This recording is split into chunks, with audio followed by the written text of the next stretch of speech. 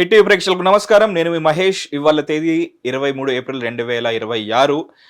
And ఈ విషయం ఇప్పుడు నేను చర్చించబోయే విషయం ఏదైతే ఉందో అది ఈ రోజే జరగడం ఏదైతే ఉందో ఇది చాలా ఐరానికల్గా ఉంది. ఎందుకంటే వెస్ట్ బెంగాల్లో ఎలక్షన్స్ జరుగుతున్నాయి ఇవాళ, అసెంబ్లీ ఎలక్షన్స్. అక్కడ దీనికి సంబంధించి 1,00,00,000 ఓట్లని తొలగించిన విషయం మనకు తెలిసిందే. ఎందుకంటే వాళ్ళందరూ అసలు ఇండియన్సే కాదు అన్న ఉద్దేశంతో స్పెషల్ ఇంటెన్సివ్ రివిజన్ కూడా చేశారు. సో మన ఇండియాకి, మన దేశంలోకి వేరే దేశస్తులు వచ్చి ఇన్ఫిల్ట్రేట్ అవుతుంటే వాళ్ళని తీసేసే ప్రాసెస్లో మనం ఎంత నిక్కచ్చిగా, ఎంత ఖచ్చితంగా వ్యవహరించామో, ఇప్పుడు అమెరికాలో కూడా ఈ ఇండియన్స్ ఎవరైతే ఉన్నారో వీళ్ళు ఇక్కడికి వచ్చి ల్యాప్టాప్లు పట్టుకొని వచ్చిన ఒక టెర్రరిస్ట్ లాగా మనని చూస్తున్నారు. అండ్ ఇది నేను ఇంకెవరు అంటున్నది కాదు, ఆ దేశ అధ్యక్షుడు ట్రంపే ఒక లెటర్ని రీట్వీట్ చేశాడు. మైకల్ సావేజ్ అనే ఒక రేడియో జర్నలిస్ట్ రాసిన తను పోస్ట్ చేసిన లెటర్ని రీట్వీట్ చేశాడు. అక్కడ ఇండియన్స్ పరిస్థితి ఏంటి, ఎందుకు మన పైన ఇలాంటి ఒక జాత్యహంకార వ్యాఖ్య చేయాల్సి వచ్చింది, దాని గురించి ఇక క్లియర్ అనాలిసిస్ తెలుసుకుందాం with senior political analyst and journalist Suresh Kocharla గారితో. సార్ నమస్కారం. నమస్కారం.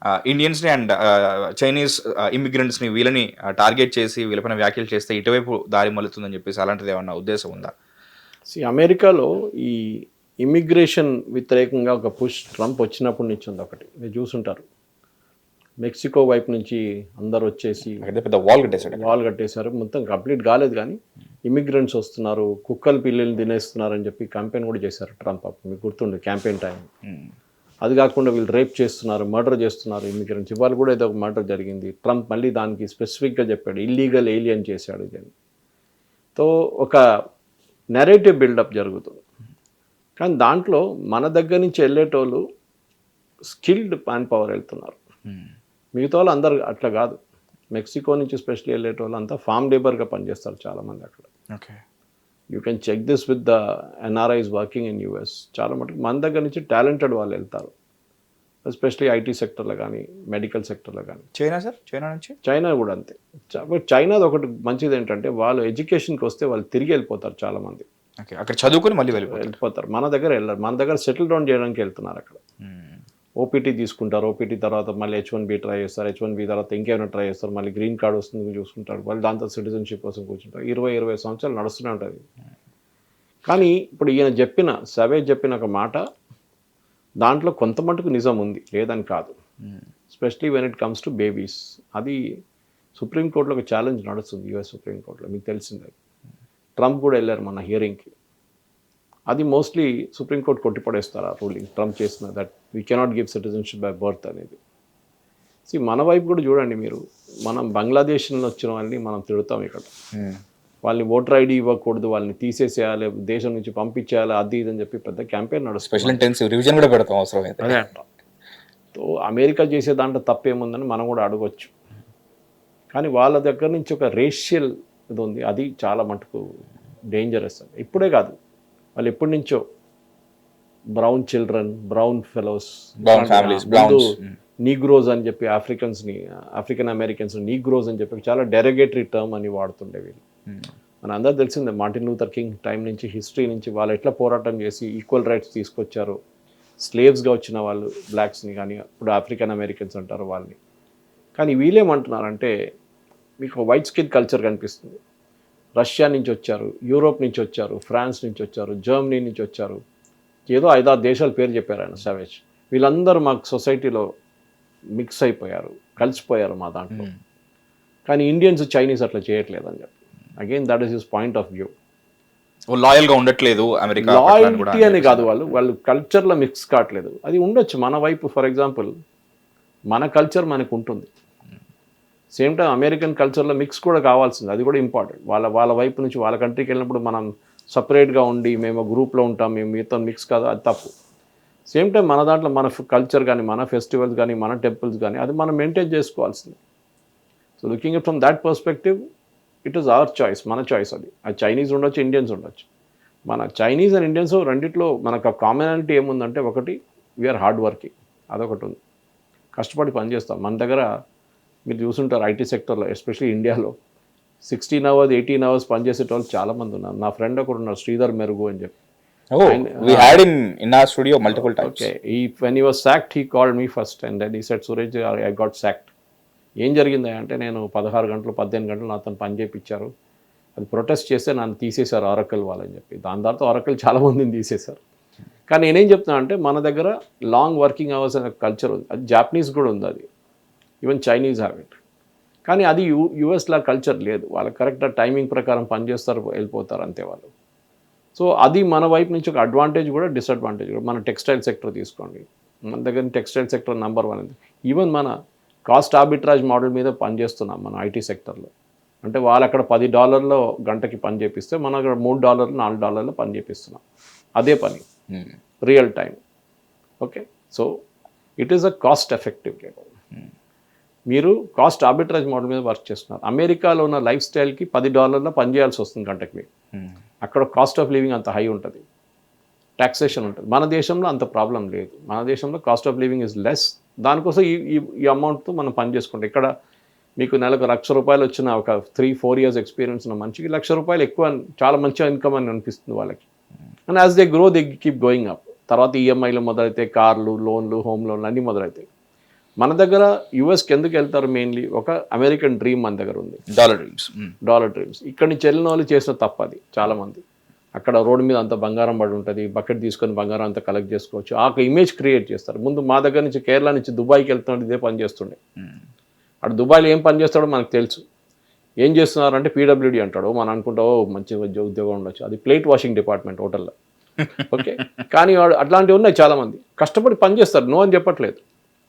ఎప్పుడు చెప్తారండి, Kerala out side Kerala will work very hard, అది కరెక్టే. అది అట్లాంటి మన వాళ్ళు కూడా బయటికి వెళ్ళి కష్టపడి పనిచేస్తారు. ఈవెన్ దుబాయ్కి వెళ్తే ఇప్పుడు ఆడ Telugu people are there in that, unskilled and semi skilled and highly skilled. కానీ మన దగ్గర ప్రాబ్లం ఏంటంటే యూఎస్ ఒక డాలర్ డ్రీమ్స్ ఎప్పటి నుంచి ఎందుకంటే ఈ ఒక ఇమేజ్, అది ఆయన చెప్పారు కూడా సావేజ్, ఒక్కరి నుంచి తీసుకెళ్తాడు మొత్తం ఫ్యామిలీని తీసుకెళ్తారు తర్వాత. అవును, విచ్ ఇస్ అగైన్ ట్రూ. కానీ వాళ్ళ పర్స్పెక్టివ్ చూస్తే they are going for a better life, better income, better quality of life అని చెప్పాలి, బెటర్ ఇన్కమ్. అది కాకుండా మిగతా చాలా మటుకు ఉంటుంది. ఈ చెప్పినట్ల మన దగ్గర పెళ్ళికి 2-3 కలిస్తే ఫస్ట్ క్వశ్చన్ అడుగుతారు, మీ కొడుకు ఎక్కడ ఉన్నాడండి, మీ కూతురు ఎక్కడ ఉన్నాడని అడుగుతారు. హైదరాబాదా, యూఎస్కి వెళ్ళలేదా అంటారు. అది మన దగ్గర ఉన్న ఒక ఇమేజ్ ఉంది. అది this you don't see in Kerala. కేరళలో ఉంది, నర్సింగ్ సెక్టర్ నుంచి చాలా డిమాండ్ ఉంటుంది అక్కడ. అది ఆటోమేటిక్ డిమాండ్. అది యూరోప్ కానీ యూఎస్లో కానీ నర్సెస్ చాలా తక్కువ. So there is a huge demand for them health కేర్లో. కానీ ఈ అమెరికాకి వెళ్ళడం, అమెరికాలో సెటిల్ కావడం అనేది became like just like Punjabis going to Canada, same thing. వాళ్ళు వెళ్ళకపోతే డిస్క్వాలిఫికేషన్. మన టైంలో ఒక టైంలో Australia was not a great destination. US కొంచెం స్ట్రిక్ట్ అయిపోయారు, కెనడా కొంచెం స్ట్రిక్ట్ అయిపోయారు ఇమిగ్రేషన్ అనగానే మళ్ళీ ఆస్ట్రేలియాకి మొదలు పెట్టారు. ఆస్ట్రేలియా స్ట్రిక్ట్ అయిపోయి అక్కడ కొంచెం ప్రాబ్లం వస్తుంది జర్మనీ. సో సి అడ్వాంటేజ్ ఏంటంటే మనది ఒక young population, 65% population below the age of 35. Versus Japan కానీ మిగతా చాలా రాజ్యాల్లో ఇట్స్ అన్ ఏజింగ్ పాపులేషన్. వాళ్ళని సర్వ్ చేయడానికి ఎవరు లేరు. మీ ద్వారా యంగ్ పాపులేషన్ లేకుంటే ఉద్యోగం చేయడానికి ఎవరు లేరు, ట్యాక్స్ కట్టడానికి ఎవరు లేరు. అప్పుడు ఉన్న ప్రజలకి గవర్నమెంట్ బెనిఫిట్స్ కల్పలేకపోతున్నారు వాళ్ళు. ఇది problem. Unless somebody pays a tax then that cannot be done అనమాట. సో ఆ ట్యాక్స్ కట్టాలంటే lot of working population there should be there అనమాట. సార్ మరి ఇక్కడ నుంచి మనం వెళ్ళి అంటే ఇన్ జనరల్గా కొంచెం చూస్తున్న వాళ్ళకి అర్థమయ్యే విధంగా చూస్తుంటాం సార్. ఆ టైంలో కోవిడ్ వచ్చిన టైంలో చాలామంది మైగ్రెంట్ లేబరర్స్ని పంపించడానికి మేము ఫండ్స్ కలెక్ట్ చేసి ఒక బస్సుల్లో నింపి వాళ్ళని వాళ్ళ రాష్ట్రాలకు పంపించాం సార్. ఎందుకు అంటే అదంతా చేస్తున్న ఒక అతనికి మేము సపోర్ట్ చేస్తాం. ఎందుకంటే అతను హైదరాబాద్ వచ్చేసి వాళ్ళ ఫ్యామిలీని వదిలేసి మన హైదరాబాద్ని బిల్డ్ చేయడానికి వచ్చాడు తను అనే ఒక మాట నాకు బాగా నచ్చింది. మనం ఇక్కడ మన ఈ 20-30 స్టోర్ల బిల్డింగ్లని నిర్మించడానికి వాళ్ళు వచ్చి మన రాష్ట్రాన్ని వాళ్ళు నిర్మిస్తున్నారు. అలాంటిది వాళ్ళు ఇప్పుడు ఇబ్బందుల్లో ఉన్నారు. వాళ్ళ రాష్ట్రానికి వాళ్ళని పంపించడానికి మనం ఒక ఇనిషియేటివ్ తీసుకోవాలంటే నాకు చాలా బాగా నచ్చింది ఆన్ హ్యూమానిటేరియన్ గ్రౌండ్స్. సో అక్కడ మన ఇప్పుడు యూఎస్లో కూడా మన మన ఇండియన్స్ ఓట్ బ్యాంక్ కూడా ఉంది, కమలా హ్యారిస్ ఉన్నారు, ఇంకా చాలామంది ఉన్నారు. అంటే వాళ్ళ దేశ నిర్మాణానికి వాళ్ళ టాక్సేషన్ సిస్టమ్కి ఇంత హెల్ప్ అవుతున్న మనం పట్ల ఇలాంటి జాత్యహంకార వ్యాఖ్యలు చేసినప్పుడు అక్కడ ఉన్న లోకల్ ఇండియన్ బాడీస్ కానీ అసోసియేషన్స్ కానీ ఆర్గనైజేషన్స్ కానీ దాన్ని ఎలా తీసుకుంటాయి? ఖండించరా లేకపోతే ఏంటి? It will go with flow, మర్చిపోతారు. ఎందుకంటే మనం జూయిష్ పాపులేషన్ లాగా కాదు. ఇదే కామెంట్ మీరు జ్యూస్ మీద చేయండి. ఆమె ఏదైనా ఒక అమెరికన్ పొలిటీషియన్ 2-3 ఉన్నారనుకోండి, బర్నీ శాండర్స్ లాంటి వాళ్ళు చేస్తుంటారు కామెంట్ వ్యతిరేకంగా, జ్యూస్ వ్యతిరేకంగా. కానీ majority of the American politicians juice వ్యతిరేకంగా మాట్లాడరు, ఇట్లాంటి స్టేట్మెంట్ చేయరు. అంతే సంగతి వాడు. నెక్స్ట్ ఎలక్షన్ ఓడిపోతాడు. డబ్బులు ఉండవు, ఎవరు డబ్బులు డొనేట్ చేయరు, లాబింగ్ ఉంటుంది, హెవీ లాబింగ్ ఉంటుంది వ్యతిరేకంగా, జూయిష్ లాబీ. మన దగ్గర ఏంటంటే డివైడ్ అయిపోతారు. ఓకే, అక్కడ వెళ్ళినప్పుడే మనం కొంతమంది అంటారు వద్దు పాలిటిక్స్లో ఎందుకు వద్దు, మనం ఇదంతా దీంట్లో పడకూడదు, మనం పని చేసుకుందాం క్వైట్గా, ఎందుకు వీళ్ళ అటెన్షన్ అట్రాక్ట్ చేయడం అని చెప్పి అదొక లాజిక్ ఉంటుంది. Versus Jews are not like that, they are very aggressive. వాళ్ళ కంట్రీ వ్యతిరేకంగా ఎవరైనా మాట్లాడారో లేకుంటే రేపు మీ ఆయుధాలని బంద్ చేసేస్తామంటే they will be huge push back Jews వైపు నుంచి. వాళ్ళ లాబింగ్ చాలా పవర్ఫుల్. మన వైపు లాబింగ్ లేదు, ఇది ప్రాబ్లం మన దగ్గర. మన లాబింగ్ చాలా లిమిటెడ్. గవర్నమెంట్ లాబింగ్ చేస్తారు, కానీ మీరు చెప్పినట్లు చాలామంది ఎన్ఆర్ఐస్ ఉన్నారు, అక్కడ చాలామంది సెటిల్ అయిన వాళ్ళు ఉన్నారు, కానీ they try to keep away, they try to be more American than Indian. అది ప్రాబ్లం. మీరు ప్రతి ఈ కమ్యూనిటీలు అందరూ చెప్పారు చూడండి, నేను చెప్పింది అప్పుడు సవేజ్ చెప్పినట్ల జూయిష్ కమ్యూనిటీ గురించి ఆయన చెప్పలేదు దాంట్లో. వాళ్ళు దే ఆర్ అమెరికన్, బట్ వాళ్ళ ఐడెంటిటీ ఎప్పుడు పక్కన పెట్టరు. వాళ్ళు they are very proud to say we're Jews. మనోళ్ళు అది లేదు మనకి ఒకసారి అందరు కాదానికి మేకింగ్ ఎక్సెప్షన్స్ ఇయర్. కొంతమంది వెళ్ళంగానే వాళ్ళు దే బికమ్ మోర్ అమెరికన్. ఎవరు అన్నారు ఒక అమెరికన్ ఎయిర్పోర్ట్ నుంచి ట్రాన్సిట్ చేయగానే వాడికి యాక్సిడెంట్ వచ్చేస్తుందంట మన వాళ్ళకి కొంతమందికి, అది కూడా ఉంది. సో ఇట్లాంటి పరిస్థితుల్లో మనం కూడా చాలా కేర్ఫుల్ ఉండాలి. ఎందుకంటే అమెరికాలో there is a huge push back against immigration. అది మనం అంగీకరించాల్సిందే. అది వాళ్ళ దేశం, వాళ్ళ పాలసీ. సరే స్కిల్డ్ ఇమిగ్రేషన్ కావాలి, స్కిల్డ్ వాళ్ళు కావాలన్నప్పుడు వాళ్ళు తీసుకుంటారు, వాళ్ళు డెఫినెట్గా, దాంట్లో డౌట్ లేదు. మన వైపు నుంచి కూడా తప్పులు జరిగినాయి, మనం లేదని చెప్పకూడదు. ఎస్పెషల్లీ H1Bలో చాలా ఫ్రాడ్ జరిగింది, చాలా సంవత్సరాల నుంచి జరిగింది. అది ఇప్పుడు వాళ్ళకి అది ఎక్స్క్యూజ్గా దొరికిపోయింది, that you people commit a fraud అని. ఇదే ఉంది. Even other day vice president Vance మాట్లాడుతూ వాళ్ళ ఇన్లాస్ గురించి మాట్లాడారు. మా ఇన్లాస్ ఎప్పుడు నా దగ్గర ఇండియాని హెల్ప్ చేయమని చెప్పలేదు, I'm very proud of that అన్నారు. They are more American than Indian. That is it. చూడండి, అక్కడే తెలిసిపోతుంది. మన దేశం చేయడానికని చెప్పట్లేదు, కానీ ఇదే ఒక జూ దగ్గర అడిగితే we'll say no Israel is important for me, మా దేశం ఈజ్ ఇంపార్టెంట్. వాడవాడు ప్యాలెస్టీనియన్ వాడు అంటాడు. Who are these fellow supporting వాళ్ళు బాంబింగ్ క్యాంపెయిన్ నడిపించాలంటున్నాడు. ఇది ఒక Jew. Why took up this two communities? ఎందుకంటే మన ఇద్దరికి జూస్కి ఇండియన్స్కి చాలా మటుకు ఒక హిస్టారికల్ ఏంటి చెప్తా క్లోజ్నెస్ ఉంది ఒకటి. వాళ్ళకి మనకి 1947, వాళ్ళకి 1948, ఆగస్ట్ 1947, ఒక మే 1940 వాళ్ళకి ఇండిపెండెన్స్ వచ్చింది, వాళ్ళకి దేశంగా ఊరారు. So we have a connection. And మన ఇద్దరికి సేమ్ ప్రాబ్లం. చుట్టుపక్కల అందరూ మన వైపు ఉన్న విలన్స్ మన దగ్గర కూడా ఉన్నారు. ఓకే, కంట్రీస్ వాళ్ళకు కూడా అదే ప్రాబ్లం. ఓకే, సో అట్లాంటి చాలా మటుకు సర్వైవల్ వీ హ్యావ్ సర్వైవ్డ్. వాళ్ళ జనరేషన్ కూడా సర్వైవ్ చేయవు. They suffered a lot juice, అది లేదని చెప్పి. కానీ అమెరికా వైపు నుంచి చూస్తే వాళ్ళు అక్కడ ఒక వైట్ సూపర్మిసిస్ట్ ముందు క్లూక్లక్స్ క్లాన్ ఉండే అక్కడ, మీకు గుర్తుంటుంది. ఇప్పుడు వాళ్ళు లేరు ఎక్కువ. బట్ వాళ్ళు ఎప్పుడైనా కానీ white skin is a white skin is the end of the day, let us remember it. మీరు ఎంత అమెరికన్ని ఇది కొట్టినా కానీ వైట్ స్కిన్ ఉంటుంది ఎప్పుడు. ఈ వైట్ స్కిన్ని మీరు ఏం చెప్తారు, ఆ రేసిస్ట్ వాళ్ళ దాని నుంచి తీయలేరు, మా యాటిట్యూడ్ వాళ్ళు మార్చలేరు మీరు. ట్రంప్ కూడా మొన్న ఎవరినో ఒక సుప్రీంకోర్టు జడ్జిని ఎవరన్నారు, బ్రౌన్ గై అన్నాడు. అది ఉంది వాళ్ళ దాంట్లో. So as a president he is saying it. In this case ఈ విల్ సే నేనేం చేశాను తప్పు, నేను ఎవడో ట్వీట్ చేస్తే నేను షేర్ చేశాను, అంతే కదా. రీట్వీట్ చేయడం అంటే దాని అర్థం ఐఎమ్ నాట్ సపోర్టింగ్ ఇట్, నేను చేశాను, ఇప్పుడు మీకు ప్రాబ్లం ఉందా డిలీట్ చేస్తాను నేను అంటాడు. కానీ దాని డ్యామేజ్ జరిగింది అప్పటిదాకా. అంటే ఆయన మెంటల్ మేకప్ దాంట్లోనే అర్థమైపోతుంది దట్ ఈజ్ అగేన్స్ట్ ఇమిగ్రేషన్. అది ఆయన ఎప్పుడూ చెప్పారు చాలా క్లియర్గా, ఈవెన్ ఎలక్షన్ క్యాంపెయిన్ టైంలో చెప్పారు, ఇది ఇమిగ్రేషన్ అలౌ చేయకూడదు, H1B దాంట్లో కట్ డౌన్ చేయాలి కోటాస్ మీద. ఎందుకంటే అదే టైంలో ఎలాన్ మస్క్ అన్నారు no we need H1B talent from India and all that. So మనం as we should understand our country is our country end of the day. Okay, ఎందుకంటే మన కంట్రీ నుంచి మనం ఎవరైనా గెట్ అవుట్ అని చెప్పలేడు. మిగతా దేశాలకు చెప్పొచ్చు, వాళ్ళకి అధికారం ఉంది. That is something we should remember. I think ఈ వైట్స్కున్న రేసిస్ మెంటాలిటీ అది ఎప్పుడు ఉంటుంది. అది ఇప్పుడు కాదు, మీకు 100 సంవత్సరాలు 200 సంవత్సరాలు అయినా కానీ ఈ రేసిస్ మెంటాలిటీ ఉంటుంది. మనం కూడా చూడండి, ఇండియాలో ఒక వైట్ స్కిన్ కనిపిస్తే we go behind that guy. మన దగ్గర టూరిస్టులు వస్తే ఎవరైనా, ఎందుకంటే వాడిని ఎట్లా చీట్ చేద్దాం, వాని దగ్గర డబ్బులు ఎట్లా గుంజుకుందాం, ఇది చూస్తారు ఫస్ట్. ట్యాక్సీ ఇవ్వడం అనగానే ఎవరైనా కానీ, గైడ్ అనగానే ఎవరైనా. వేరే ఒక ఇండియన్ వచ్చిందనుకో వాడు అసలు పట్టించుకోరు. ఈవెన్ సౌత్ ఆఫ్రికన్ వచ్చిందనుకో, ఈవెన్ ఆఫ్రికన్ అమెరికన్ వచ్చిందనుకో, దే వోంట్ మైండ్ ఏం, వాడి దగ్గర డబ్బులు ఉంటుందని చెప్తారు. ఆ యాటిట్యూడ్ చూడండి, స్కిన్ బేస్డ్ కలర్ కూడా ఉంది అక్కడ, మన దగ్గర కూడా. రేషియల్ యాటిట్యూడ్ మన దాంట్లో కూడా ఉంది. ఇది మనం మర్చిపోకూడదు. At the same time I think మనం as a Indian we should be proud of what you are. మనం వీళ్ళందరూ రోడ్డు మీద మురిగే కుక్కల్ని కనుక మనం వెళ్ళి వాడక్కర్లేదు. అది ది కీప్ బార్కింగ్. మనం పని చేసుకుంటూ ఉండాలి. ఈ ఇష్యూ కూడా కొన్ని రోజులు పోతుంది. కానీ రిమెంబర్ ఎలక్షన్ టైంకి మళ్ళీ తిరిగి వస్తుంది ఇది ఇమిగ్రేషన్ ఇష్యూ.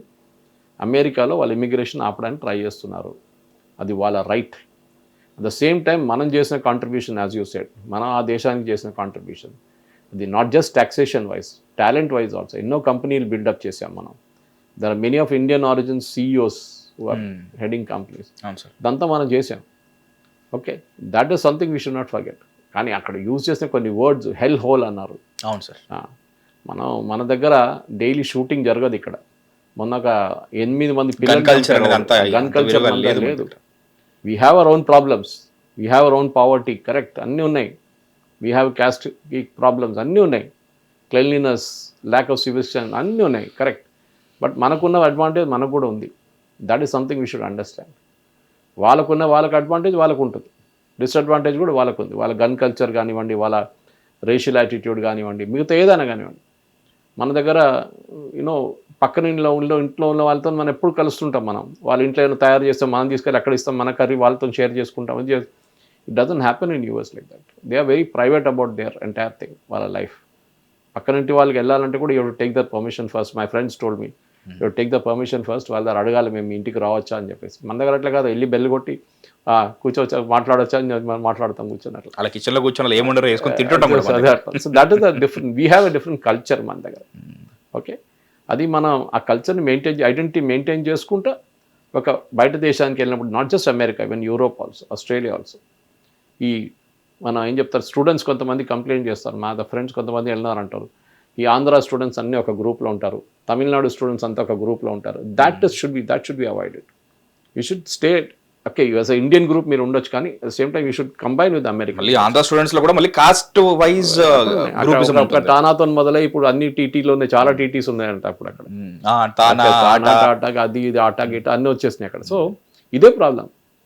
ఓకే, మీ వాడు మా వాడు. మన దగ్గర కార్తీక వనభోజనాలు అయినట్టు అక్కడ ఇంటర్నేషనల్ లెవెల్ తానా ఆట. అదే అక్కడ కూడా అదే కదా, మా వాడు మీ వాడు, caste equation. Nice that you compared this particular thing with Bengal elections ఈరోజు జరుగుతున్నది. ఐరనీ ఏంటంటే ఇవాళ బెంగాల్ ఎలక్షన్స్ జరుగుతున్నాయి. మీరు స్టార్టింగ్లో అన్నారు ఒక మాట, ఏమనంటే ఒక రోహింగ్యా ముస్లిం కానీ లేకపోతే ఒక బంగ్లాదేశీ మన ఇండియాకి ఇన్ఫిల్ట్రేట్ అయితే మనం ఎలాగైతే వాళ్ళు ఎలగొడుతున్నామో వాడు కూడా అదే చేస్తున్నాడు చెప్పేసి. But there is this thin line sir. ఇప్పుడు మీరు అన్నట్టు ఒక వాళ్ళే అన్నారు ఏమనంటే ఈ ఇండియన్స్ వాట్ ఎవర్ అని చెప్పేసి, ఏదో Chinese Indians Chinese what ever అన్నట్టుగా ఏదో తీసి పడేసినట్టుగా మాట్లాడుతూ వీళ్ళు మనకి లాయల్గా ఉండరు అని చెప్తూనే, ఇందాక మనకు మీరు చెప్పినట్టే ఒక జూయిష్ని like despite his being loyal to America, అతనిలోని ఆ జూయిష్నెస్ అనేది బయటికి తీసేయడం అన్నట్టుగా మీరు చెప్పారు. బట్ మన పట్లనే ఎందుకు లైక్ ఇండియన్స్ పట్లనే ఎందుకు ఆ హేళన భావం ఉంది? అండ్ వన్ మోర్ థింగ్, మన ఫారెన్ మినిస్టర్స్ని ఈ వ్యాఖ్యల్ని ఎలా తీసుకుంటారు? ఇప్పుడు మనం రియాక్ట్ కాక్కర్లేదు. రియాక్ట్ అయితే ఇంకా బికమ్ అ బిగ్ మెస్. ఇప్పుడు ట్రంప్ని క్రిటిసైజ్ చేశారనుకోండి, వాళ్ళ వైపు నుంచి పుష్ బ్యాక్ ఉంటుంది మళ్ళీ. Okay, that is there because వీళ్ళు మెక్సికన్స్ గురించి ఎట్లా మాట్లాడారు మనకు తెలుసు, సొమాలియన్స్ గురించి ఎట్లా మాట్లాడారు మనకు తెలుసు.